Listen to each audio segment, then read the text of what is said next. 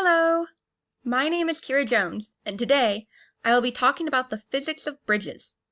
By the end of this video, you will hopefully understand the forces put on a bridge and how the structure accommodates for them.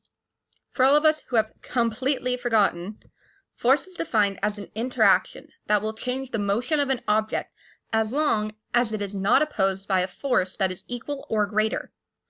It is often calculated using the mass of an object multiplied by the acceleration.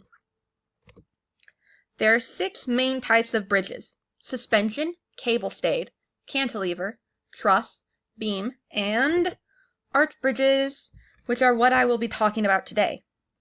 Fun fact, they were some of the first bridges made and were often used by the Romans. The arch bridge is popular because of its natural abilities to equally spread any force being put on the arch. The downward force is taken and is immediately distributed down the arch and into the abutments.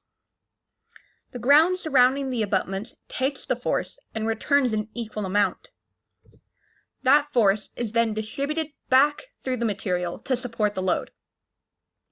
Arch bridges are commonly used as aqueducts and footpaths, as they cannot be large and still stable.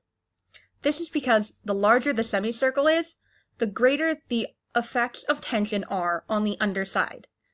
At a certain point, the arch can no longer take the tension and collapses, much like a student during finals. Modern-day technology has fixed this issue.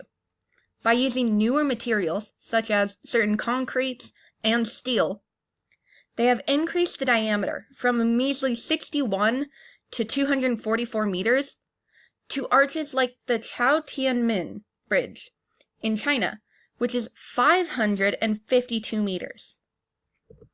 Ta-da! Well, that's all I have for today, folks. So thank you for watching, and bye!